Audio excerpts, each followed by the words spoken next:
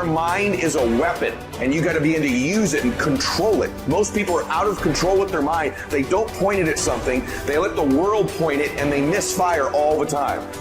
You have control over your mind. You just have to assert it. You have to decide that you are going to be in control, that you are going to do what you want to do. And if you understand the mind, it does what you tell it. That's its job.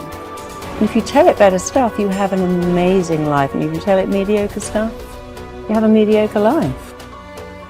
Because there are some things in your life that will make you cry, that slap you out of your stupor and say, this ain't no time to cry. So you got to get used to being a little disappointed.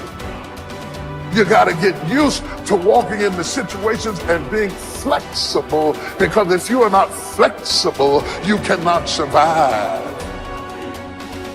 And all of a sudden, life demands that you pick up the pace. If you don't pick up the pace, you're going to be left behind. Because almost all problems can be solved if only you take the time to see them and think them through. That's very easy to understand, and it's very easy to say, but it takes strong character to put it into practice. You live in a world that's flat and two-dimensional. In other words, the impatient person lacks all sense of perspective. Perspective lets you measure your plans and current events against things that have already occurred, and also against your desires and aspirations for the future. Then and now, here and there, near and far, need and know, watch and wait. These are the dual optics that allow the patient man to see in stereo, where the nearsighted person sees only the present, or the dreamer sees only an imaginary future, and more likely than not, trips over his mistakes trying to get there.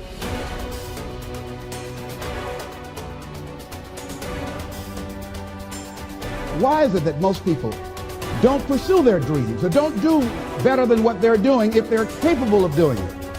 I think that many of us don't go the next step because we don't know what to do yet.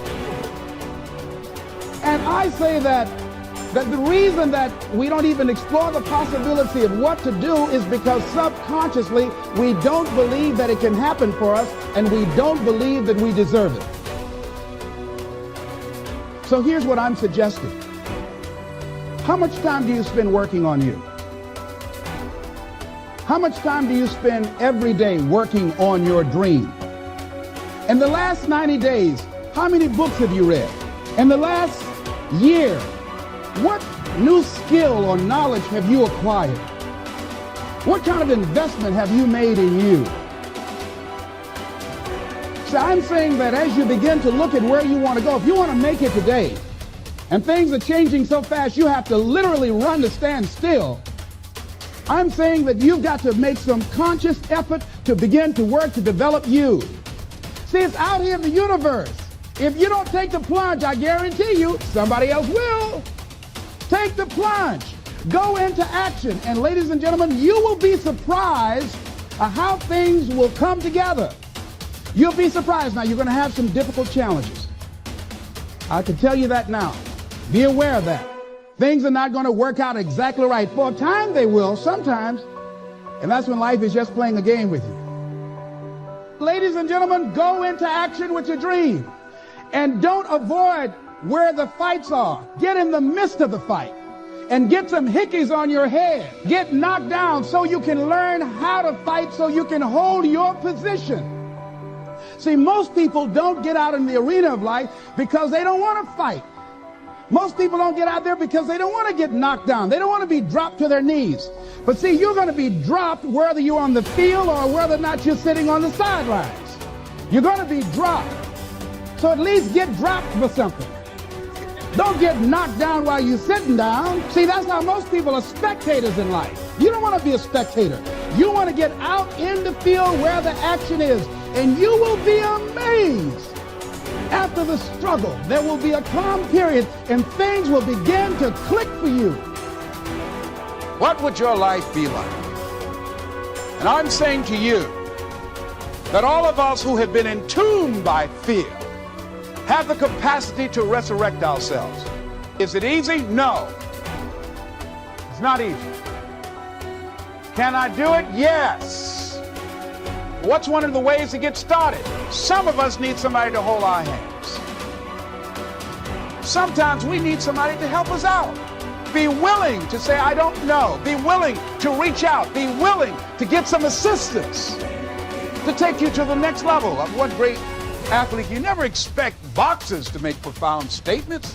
I think it was Joe Frazier who said this one. He says, all of us are like the blind man at some point in our lives standing on the corner, waiting for somebody to lead us across.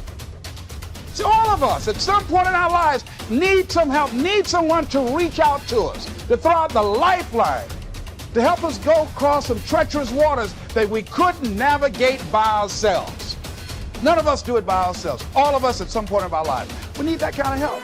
We need that kind of assistance because we grow from the people we have in our lives that can enrich our lives personally, professionally, spiritually, and all the dimensions of our lives. We don't grow in a vacuum. So as you look at yourself, what are the fears you have that maybe you need some help in strengthening yourself in that area? As you assess your strengths and your weaknesses, as you begin to prove yourself and your passions and your dreams and your goals and the things that you want, if you decide to experience all of your true potential, as you decide to manifest all of your greatness, as you decide, wait a minute, what else is available to me out here if I decided to experience the fear of rejection, the fear of no, the fear of failure, the fear of standing by myself? What else is available? Of taking a chance, a fear of losing it all. What else is available to me that will bring some extra meaning and value?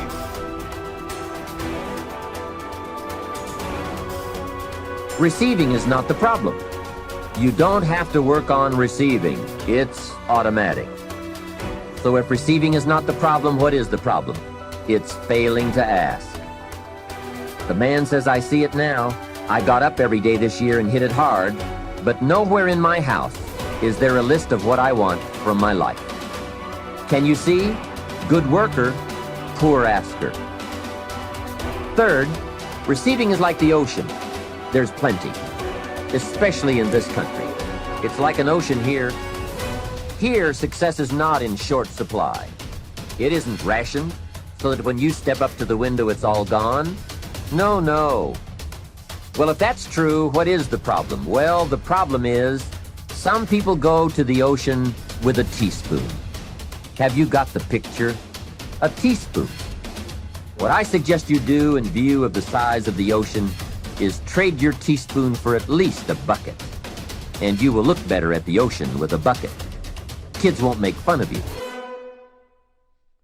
Now, here's something else to remember about asking. There are two ways to ask. One is ask with intelligence. It didn't say ask intelligently, but I'm sure it meant that. Don't mumble. You won't get anything by mumbling.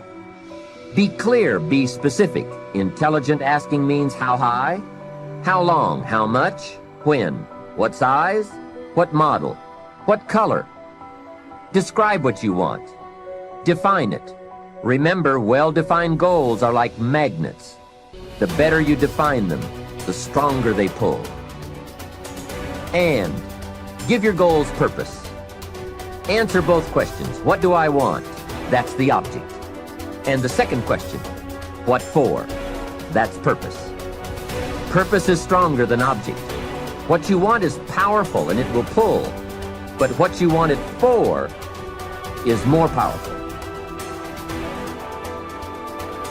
Let me ask you a simple question. What makes you happy? The thing that makes us happy are the things that we're passionate about. I really like, and when they say that, their face lights up. Then why don't you do more of that? Well, I can't because, then you don't want to be great. You're not ready to be great. You want to be good. You want to be okay. But you don't want to be great. Because great takes work. Great takes a level of discipline that is distraction-free.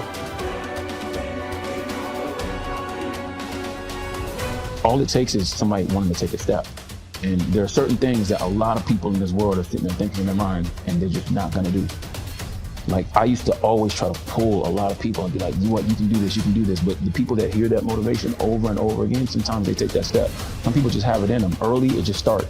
And they just get in the muscle memory of just doing things. And if you fail, so what? You know, you start over, you do it again. But most people, that fear of failure is the thing that I think prevents them from like really being successful. And then also it's like a lot of other things that are just difficult to do. You know, when you tell people the answer to success, it's a lot of hard stuff. You got to work hard, right? Nobody wants to hear that. Everybody wants a shortcut, you know? Some people understand that. They appreciate the progress, you know? If you tell people right now, hey, if you want to lose this many pounds, this is what you got to do. There's no short solution.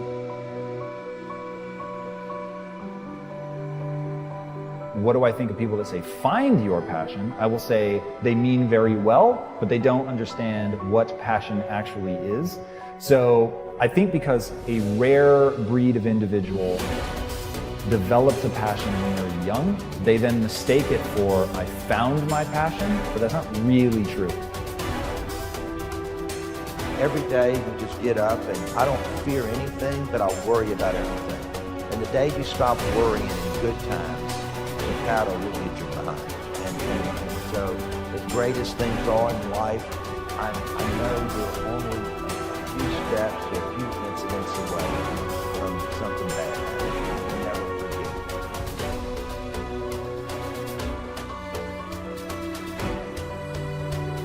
forget. Someone thinks I'm confident, I feel confident. But if I think someone thinks I'm not confident, then I don't feel confident. That people are so far removed from their own understanding of themselves that they were either lost living a life they didn't want to, lost living up to someone else's expectations, or lost becoming someone to impress someone else. And so people were their real identity is almost buried under 6 feet of multiple identities they've created. Let me tell you, in order to have something different, you are going to have to do something different. In order to have something more, you have to do something you haven't done yet. And when you look up, and you don't have to have a magnificent change over 12 months, have a small change over 30 days, and then a small change over 30 days, your breakthrough will come in needlepoint moves. And you'll look up in 5 years and not recognize your life.